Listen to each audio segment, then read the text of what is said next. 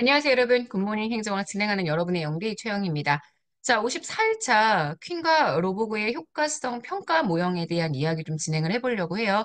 사실 이거는 제 생각에는 기출이 다시 되지 않을 것 같은 느낌도 있습니다. 왜냐면 최근 기출이 너무 상세하게 한 번밖에 출제가 안 됐기 때문에 계속 반복될 만한 문제가 아니기 때문에 근데 또 한편으로 생각해 보자면 이게 사실 효과성이란 내용 자체보다 어떠한 조직에서 어떠한 조직 문화가 효과적이냐?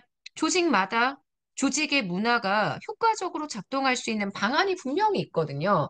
게다가 최근에 제가 요거는 모의고사에도 반영을 했던 내용인데 세행정학 내용을 보면 조직도 조직의 성장 경로가 있습니다. 조직의 생애가 있어서 맨 처음 조직이 탄생했을 때, 조직이 가장 잘 됐을 때, 조직이 그리고 쇠퇴했을 때 각각 효과적인 조직 문화들을 설명하는 내용들도 제가 세행정학 반영해서 모의고사에 약간 반영을 해줬거든요.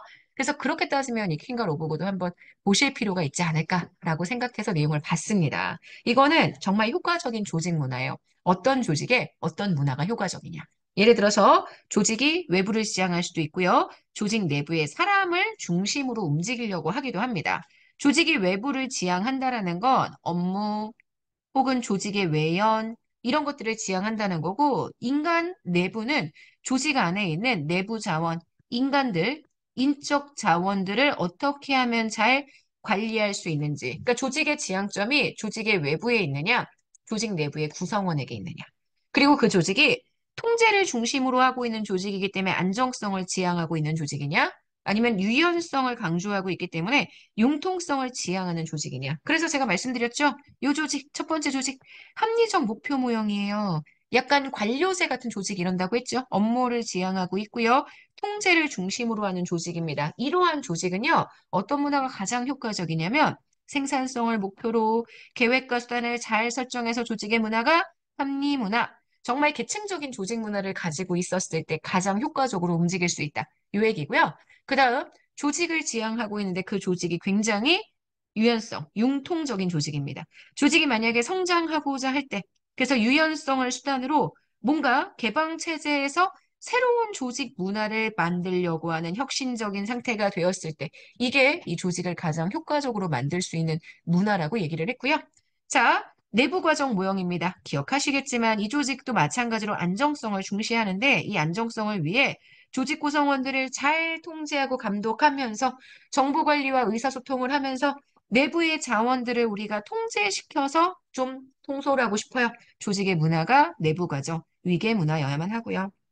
인간적인 요소를 지향하는 데다가 유연성을 중심으로 하는 조직, 이런 조직은 인적 자원 발달, 그래서 응집력이나 사기 같은 것들을 수단으로 사용해서 조직의 집단 문화를 잘 구성하는 게 너무너무 중요합니다. 이게 우리가 이야기하는 인간관계 모형이죠. 그러니까 지금 각각의 조직이 어떠한 조직의 목표를 가지고 있느냐, 어떠한 형태로 조직이 통제되고 있느냐에 따라서 현재 그 조직의 효과성을 가장 극대화시킬 수 있는 조직 문화가 발달하고 따로따로 존재하고 있다. 이렇게 해서 정리를 해주셔야 합니다. 그래서 외울게요. 여기는 합리문화, 그 다음 여기는 혁신문화, 여기는 위계문화, 여기는 집단문화. 암기를 하실 거면 여기만 딱 봐주시면 되거든요. 합리적 목표 모형의 합리문화, 개방체제 모형의 혁신문화, 그 다음 내부과정 모형의 위계문화. 그래서 합리문화, 위계문화 둘 다 통제지향입니다. 그 다음 인간관계의 집단문화. 이렇게 해서 내용들을 구분해 주세요. 자, 그러면 문제를 한번 풀어보도록 합시다. 1번은 2018년 서울시 7급에서 출제가 됐던 내용입니다. 효과성 평가 모형 중에 퀸과 로보그의 경합 가치 모형, 경쟁 가치 모형. 제가 제일 좋아하는 선재가 얘예요. 조직이 내부와 외부, 어디에 초점을 두고 있는지, 조직의 내부에 있는 인간적인 요소인지, 조직의 외부에 있는 조직의 과업 같은 요소인지, 어디에 통제를 두고 있는지, 그리고 조직의 구조가 통제를 중심으로 하는 조직인지 아니면 유연성, 융통성을 중심으로 하는 조직인지, 그래서 조직의 효과성에 관한 네 가지의 경쟁 모형을 도출했습니다. 그래서 이게 제가 항상 얘기하지만 퀸과 로보그의 핵심입니다. 이게 가장 중요한 표현이죠. 오케이? 자, 그래서 조직의 내부에 초점을 둡니다. 조직의 내부에 초점을 둔다는 건 인간적인 관계에 초점을 두고 있고, 융통성을 강조하고 있다. 그러면 이걸 우리가 뭐라고 하냐면 인간관계 모형이라고 이야기를 해주게 되죠. 그래서 맞는 선지. 개방체제 모형은요. 개방체제 모형은 뭐였냐면 혁신문화.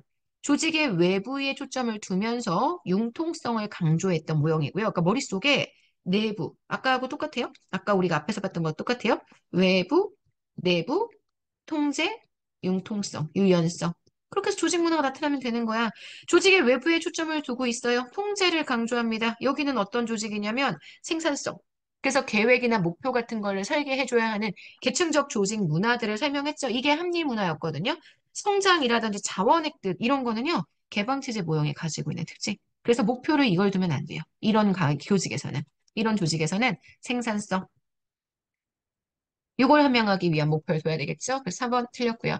조직의 내부에 초점을 둡니다. 내부에 초점을 두고 통제를 강조합니다. 여기죠. 위계 질서 중심이에요. 그래서 조직이 안정성, 통제, 감독, 균형 이런 거 강조하고 있다라고 설명할 수 있기 때문에 5번 맞는 선지. 머릿속에 일단 지금 제가 그린 것처럼 대략적인 요 그림을 그려낼 수 있게 만들어 주시면 내용 보시기 훨씬 수월합니다. 그래서 위계문화라고 했어요. 위계문화 여기입니다.